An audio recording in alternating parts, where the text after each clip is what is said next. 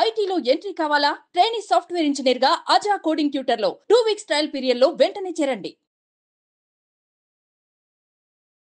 నమస్తే రవీంద్రనాథ్ గారు. నమస్తే అండి ఉష గారు. పుష్ప 2 ఎప్పుడైతే రిలీజ్ అయిందో అప్పటి నుంచి ఈ సినిమా కాంట్రవర్సీగా మారిందని చెప్పుకోవచ్చు. హీరో అల్లు అర్జున్ గారు సైతం కాంట్రవర్షియల్ గా మారిపోయారని చెప్పుకోవచ్చు. ఎప్పుడైతే ఆయన మధ్యంతర బెయిల్ మీద బయటికి రావడం జరిగిందో దానిపైన చాలా ఇష్యూస్ ఫామ్ అయ్యాయి. తర్వాత ఆయన ప్రెస్ మీట్ పెట్టడం జరిగింది. దాని తర్వాత రేవంత్ రెడ్డి గారు అసెంబ్లీలో మాట్లాడడం జరిగింది. ఇలా వరుస ఇన్సిడెంట్లు కనుక మనం చూస్తూ ఉంటే మధ్యంతర బెయిల్ ఏదైతే ఉందో రద్దయ్యే అవకాశం ఉంది అన్నట్టుగా మాట్లాడుతూ ఉన్నారు బయట. దీన్ని ఏ విధంగా మనం చూడొచ్చు అంటాం? బెయిల్ రద్దయ్యే అవకాశం ఉంటుందా?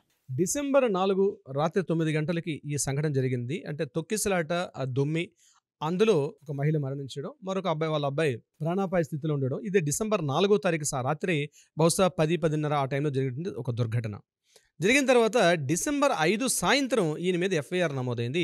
ఈ సంధ్యా థియేటర్లో జరిగిన సంఘటనకు సంబంధించి డిసెంబర్ 5 జరిగితే ఇమీడియట్గా డిసెంబర్ 6వ తారీఖు నుంచి వీళ్ళు కంప్లీట్గా వీళ్ళు ఏం చేశారంటే హైకోర్టులో క్వాష్ పిటిషన్ పెట్టడం జరిగింది. అంటే ఈ కేసుకు సంబంధించి మమ్మల్ని లేదు, ఈ కేసు కొట్టేయమని పెట్టడం జరిగింది. దీని మీద డిసెంబర్ 6వ తారీఖు నుంచి కంప్లీట్గా పోలీసులు అప్పుడుంటే ప్రాథమిక సాక్ష్యాధారాలని ప్రూవ్ చేస్తూ వాళ్ళు కూడా కోర్టులో ఉన్నటువంటి పీపీ గారు కూడా నాంపల్లి కోర్టులో కూడా దీనికి సంబంధించిన వాదోపవాదాలు జరగడం జరిగింది. అయితే హైకోర్టులో వీళ్ళు క్వాష్ పిటిషన్ హైకోర్టులో వేశారు. ఈ కేసు నాంపల్లో రికార్డ్ అయిన తర్వాత ఈ డిస్కషన్స్ ఇక్కడ అవుతుంది. దీని మీద డిసెంబర్ 13వ తేదీ నాడు ఈయనకి ఆల్రెడీ అరెస్ట్ వారెంట్ ఇష్యూ అయింది.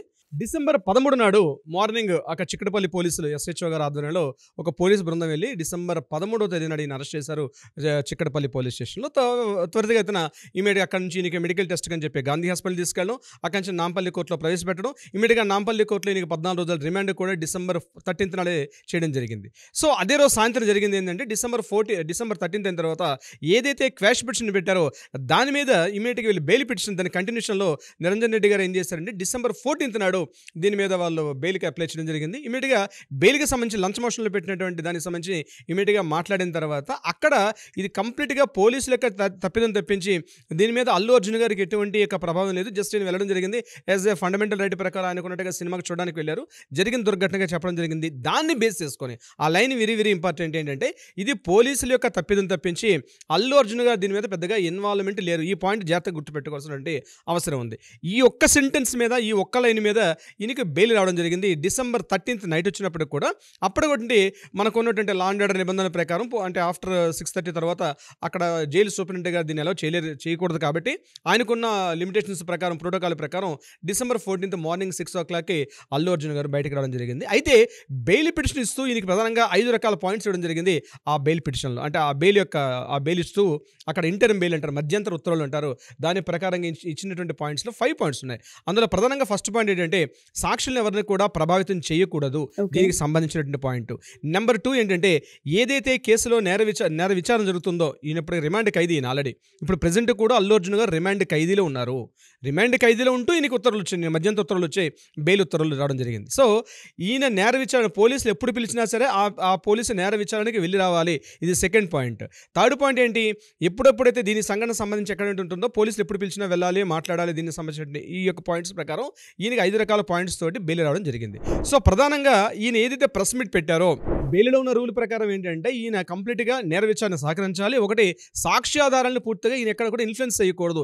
ఇది ఒక రూల్ ప్రకారం ఉంది. దాని రూల్ ప్రకారం అసెంబ్లీలో రేవంత్ రెడ్డి గారు మాట్లాడిన తర్వాత ఈయన పెట్టిన ప్రెస్ మీట్ ప్రకారం బెయిల్లో ఈయనకి వచ్చే రూల్స్ ప్రకారం ఇది పెట్టొచ్చా పెట్టకూడదు అనేది అది పోలీసు యొక్క ఇంట్రాగేషన్లో కూడా తెలిసే అవకాశం కూడా ఉంటుంది. నెంబర్ 2 నేర విచారణలో భాగంగా పోలీసులకు సహకరించాలి. అందుకనే ఈరోజు బహుశా ఈరోజు చిక్కడపల్లి పోలీస్ స్టేషన్లో ఆ విచారణలో భాగంగా ఈయనకి ఎంక్వైరీ అని పిలిచారు. అయితే ఇది ఒక పార్ట్.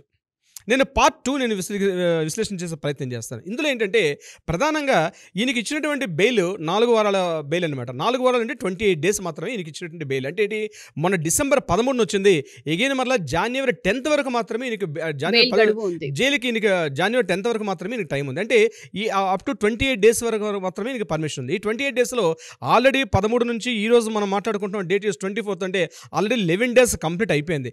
ఇంకా 16 రోజులు మాత్రమే ఈయనకి బెయిల్ యొక్క పర్మిషన్ వరకు లిమిటేషన్స్ ఉన్నాయి. ఈ 16 రోజుల్లోనూ కూడా మళ్ళా 4 రోజులు మళ్ళీ మనకి హాలిడేస్ ఉన్నాయి, తీసేయాల్సి వస్తుంది. తీసేయగా మిగిలిన మనకి ఎంత గట్టిగా చూస్తే 10 to 12 days మాత్రమే కోర్టు యొక్క వర్కింగ్ డేస్ ఉన్నాయి.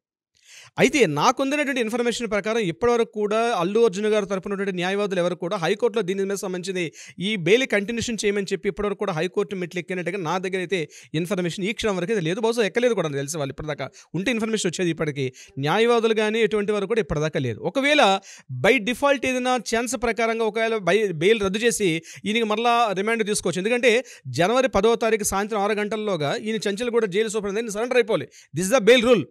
జనవరి 10 సాయంత్రం 6 గంటలకి చంచల్గూడ జైలు దగ్గర ఈయన ఇమీడియట్గా సరెండర్ అవ్వాలి. ఈయన సరెండర్ కాకపోతే అది చాలా తీవ్రంగా పరిగణిస్తారు. సో డేట్ దగ్గర పడుతుంది. సో ఇమీడియట్గా ఇటువంటి సంఘటన మనం చంద్రబాబు నాయుడు గారి సంఘటన విషయం తీసుకోగలిగితే ఇదే టైంలో ఏం చేశారంటే న్యాయవాదులు మనకి హైకోర్టులో మనకి బహుశా నెగిటివ్గా రిజల్ట్ వచ్చే అవకాశం ఉందని చెప్పి ఇమీడియట్గా సుప్రీంకోర్టు మెట్లెక్కే అవకాశం ఉంటుంది. బహుశా ఇప్పటివరకు కూడా సుప్రీంకోర్టు వైపు నుంచి వీళ్ళు కన్నెత్తి చూస్తున్నట్టుగా సుప్రీంకోర్టు వైపు నుంచి ప్రయత్నాలు చేస్తున్నట్టుగా కూడా మనకి ఇప్పటివరకు ఈ క్షణం ఈ వీడియో చేస్తున్న క్షణం అంటే ఈరోజు మనకి 24 కాబట్టి ఇప్పటివరకు మనకి ఎటువంటి యొక్క న్యూస్ అయితే మనకి లేదు ఇప్పటిదాకా.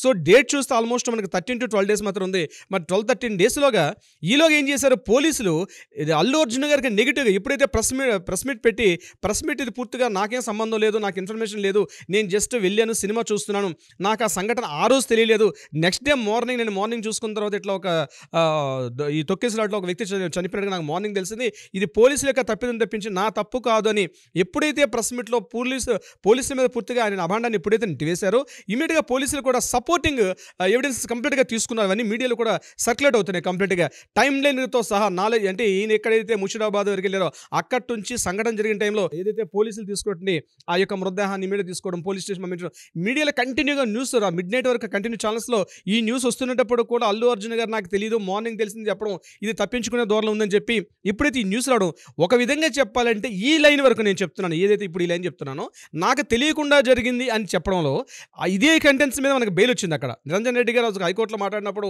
అల్లు అర్జున్ ఈ విషయం తెలియదు, జస్ట్ ఇదంతా పోలీసులు తప్పిదే అని చెప్పి బెయిల్ తీసుకొచ్చారు. కానీ ఇప్పుడు బెయిల్కి ఇంకా జస్ట్ 12 days ఉంది. ఈ 12 daysలో కూడా ఇది పోలీసులు ఏం చేశారు కంప్లీట్గా అల్లు అర్జున్ కావాలనే అల్లు అర్జున్ గారు నెగ్లెక్ట్ చేశారు అని చెప్పి పోలీసులు కూడా కంప్లీట్గా సుమారుగా విచిత్రం ఏంటంటే మనకు అందిన ఇన్ఫర్మేషన్ ప్రకారం మోర్ దాన్ 15,000 మొబైల్ ఫోన్స్ని వాళ్ళు ఎంక్వైరీ చేస్తారు. నిజంగా పోలీసులు అందరూ కూడా 15,000 మొబైల్స్ అంటే ఆ ప్రాంతంలో తొక్కేసినట్లు ఎవరెవరైతే పార్టిసిపేట్ చేశారో వాళ్ళందరినీ పర్సనల్గా ఎంక్వైరీ చేసి కంప్లీట్గా 15,000 ఫోన్లని వీళ్ళు ఎంక్వైరీ చేసి అందులోనే డేటా కలెక్షన్ చేసి మొత్తం ఉన్నటువంటిది అంటే కంప్లీట్గా పోలీసు యంత్రాంగంతో కూడా వాళ్ళ మీద ప్రెస్టీజ్గా తీసుకొని దీని యొక్క కంప్లీట్ నెట్వర్క్ని వాళ్ళు చూపించడం కూడా జరుగుతుంది. అంటే నా ఉద్దేశం ఏంటంటే బహుశా ఇటువంటి సంఘటన జరిగిన సందర్భాల్లో పోలీసులు యాంటీగా ఉన్నారు అల్లు అర్జున్కి. సో సాక్ష్యాధారాలు బలంగా పనిచేస్తున్నాయి కాబట్టి హైకోర్టులో ఈయనకి బెయిల్ పిటిషన్ ఏదైతే ఉందో అంటే బెయిల్ మధ్యలో రద్దు అవ్వదు, ఈ బెయిల్ కంటిన్యూషన్ అవుతుందా లేకపోతే బెయిల్ రద్దు అవడం విషయం మీద నాకు అందిన ఇన్ఫర్మేషన్ ప్రకారం ఇప్పుడు మనకున్న సమాచారం మేరకు అయితే ఖచ్చితంగా బెయిల్ కంటిన్యూషన్ హైకోర్టులో అయ్యే అవకాశం అయితే బహుశా నెగిటివ్గా వచ్చే అవకాశం ఉంటుంది. దీని మీద ఇమీడియట్గా సుప్రీంకోర్టు స్టెప్ తీసుకుంటే తప్ప అల్లు అర్జున్ గారు హైకోర్టులో ఈయనకి ఏదైతే బెయిల్ పిటిషన్ ఉందో ఆ బెయిల్ పిటిషన్ రద్దయ్యే అవకాశంగా ఉంటుంది. మళ్ళీ అగైన్ ఈయన చంచల్ కూడా జైలుకి వెళ్ళే అవకాశం కూడా ఉంది. అయితే ఇప్పుడు ఈయనకున్నటువంటి నెంబర్ A1 నుంచి A11 వరకు ఉన్నటువంటి మధ్య వ్యక్తుల పరిస్థితి లేకుండా డైరెక్ట్గా A11 ఎందుకు పాయింట్అవుట్ చేశారని చెప్పి ఆ యాంగిల్లో తీసుకుంటే తప్ప దిస్ ఇస్ వెరీ ఇంపార్టెంట్. ఇప్పుడు ఇప్పుడు వీళ్ళు డిఫెన్స్లో పడ్డారు కాబట్టి ఇది ఎలా ఉంటుందంటే పోలీసులకి అడ్వకేట్స్కి మధ్య ఎప్పుడు కూడా ఉండేది Tom and Jerry game. So వాళ్ళకి సాక్ష్యాధారాలు చూపించేటప్పుడు మనం కౌంటర్ పాయింట్ వేయాలి. ఈ కౌంటర్ పాయింట్ ప్రకారం ఇప్పుడున్న వీళ్ళకి అవకాశం ఏంటంటే ఆల్రెడీ A2 A11 వరకు ఉండేటప్పుడు మధ్య వాళ్ళని కాకుండా A11 పాయింట్ మీద మీరు ఫోకస్ చేస్తున్నారు అని చెప్పి చేయడం వల్ల కొంతవరకు ఈయనకి డిఫెన్స్ ఉండే అవకాశం దొరుకుతుంది. దీని point of view Allu Arjun సంబంధించిన అడ్వకేట్స్ మాట్లాడుకుంటే బాగుంటుంది. కానీ ఏదేమైనప్పుడు కూడా ఇప్పటికైనా సుప్రీంకోర్టు తలుపు తడితే తప్ప అల్లు అర్జున్ గారికి ఈ విషయంలో మీరన్నట్టుగా బెయిల్ రద్దయ్యే అవకాశం చాలా తక్కువగా ఉంది. చూద్దాం సార్ ఏం జరుగుతుంది ఏంటి అన్న దానిపైన. మీరు అన్నట్టుగా ఇంకా 16 రోజులు దీనికి గడువు ఉంది కాబట్టి తర్వాత ఏ విధంగా ముందుకెళ్ళే అవకాశం ఉంటుంది, రిమాండ్కి వెళ్ళే అవకాశం ఉంటుందా, బెయిల్ ఎక్స్టెండ్ అయ్యే అవకాశం ఉంటుందా అనేది డీటెయిల్స్ తెలుసుకుందాం. Thank you sir, thank you so much. Thank you so much Anusha గారు.